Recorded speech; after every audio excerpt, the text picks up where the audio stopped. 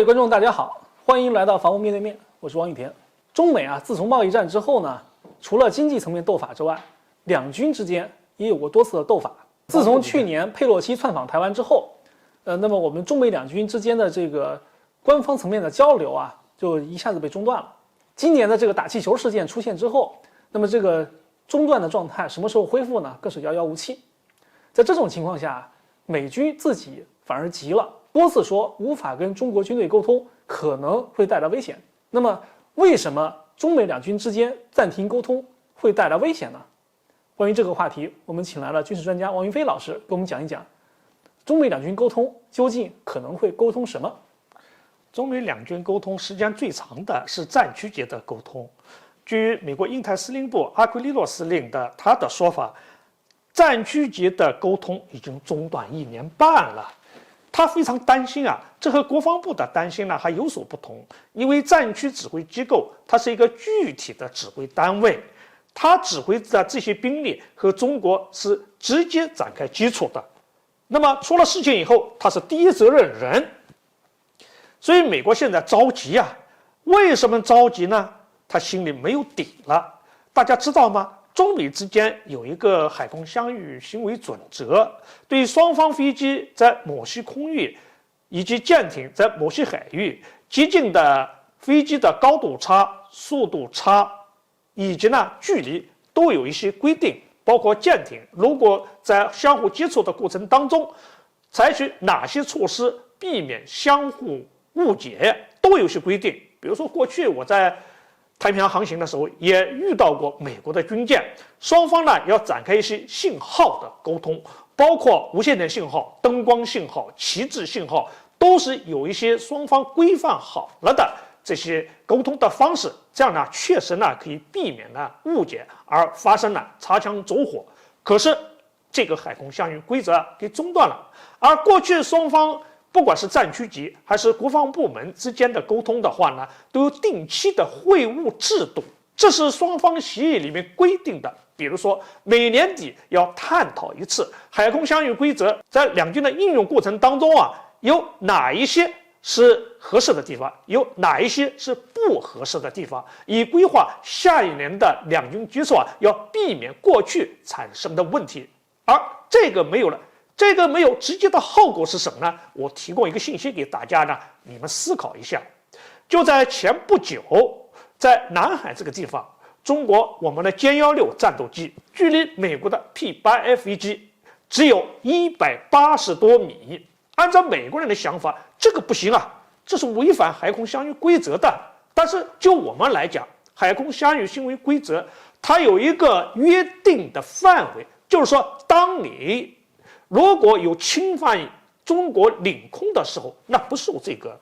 所谓的协议的约束。而这次美国的 P-8F 飞机距离我们的西沙领空只有多少呢？只有20多公里，实际上是在毗连区的边缘这个地方活动。那么在这种情况下，我们当然要派出我们的飞机去进行跟踪监视，去处理空情，这是我们很合理的一个状况。可是对美国来讲，他就害怕了，他是 P-8F 飞机我们是歼116飞机两个飞机如果较量起来，那简直不是一个层次的对手嘛。这和过去不一样了。过去我们比如说在2001年4月1号的时候，我们的王伟英雄撞击牺牲了。那个时候尽管它是EP-3飞机，但是我们的歼8飞机它作战半径有限，机动能力有限，就在那个年代连我们的战斗机它都不害怕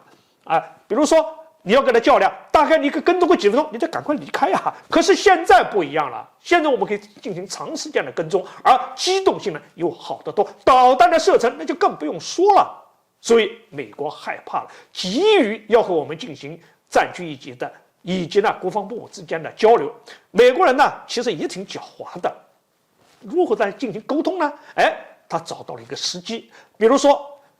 最近在泰国、美泰以及其他几个30个国家搞了一个金色眼镜蛇演习。金色眼镜蛇演习呢，过去中国就参加过今年的这个演习是美国和泰国联合起来邀请中国军队去参加，大家注意啊，这是美国主动邀请的。其实呢，当然醉翁之意不在酒了，他打开一个国防部门之间接触的一个通道。既然你要邀请，那国防部之间、外事局之间，那肯定有沟通啊，要不然中国军队怎么去呢？而中国呢，还真的是答应了。其实中国答应美泰的邀请呢，主要是看着泰国的面子，因为东盟泰国的位置很重要。如果拒绝了这个，在一半上已经拒绝了泰国嘛，而大家都知道现在中泰关系多好呀，对不对？我们完全可以说我是接受泰国方面的邀请，而且没有参加他的军事演习作战行动的部分，是参加他的人道主义救援部分，我们拿捏的非常好。这什么意思呢？就是说我们中国愿意和美国展开进一步的军方的接触和沟通，但是你要改邪归正，你要显示出你的诚意，你不能总是说三天两头你的军舰过台湾海峡，军机过台湾海峡，你的军舰又到我们的西沙领海去了，搞所谓的航行自由，再加上你们的政府部门那些高官不断的到台湾来所谓的访问，这些事情中国都是不能接受的。也就是说，我们想也愿意和你接触，但是你必须做出让中国满意的这些工作出来，才有可能。所以啊，中美两军的接触啊，是有可能的，但中国把这个球啊贴到美国那边去了，主动权在美国手上。现在呢，其实有一个很好玩的现象，就是美国的政客啊，都在鼓吹跟中国搞冷战，反而是美军现在呢都在说要跟中国保持良好的关系，甚至呢现在有一种说法说军事是中美关系的压舱石。要知道以前我们说的是贸易是中美关系压舱石，现在呢中美两军的关系啊变成中美关系之间一个很重要的一个部分了。如果这种中断交流的态势继续下去的话，那可能中美之间的这个关系呢可能会滑向不可知的一个方向，这对双方都是不利的。而处于第一线的这个美军，那春江水暖鸭先知嘛，那是第一个感受到危险的，所以啊，他们还是想跟中国搞好关系的。只不过呢，美国的政客听不听美军的建议，目前看可能性不大。所以呢，中美关系虽然说好不到哪里去，坏不到哪里去，但是未来啊，可能还会持续的往下走。好，本期节目我们先讲到这儿，欢迎大家关注，我们下期再见。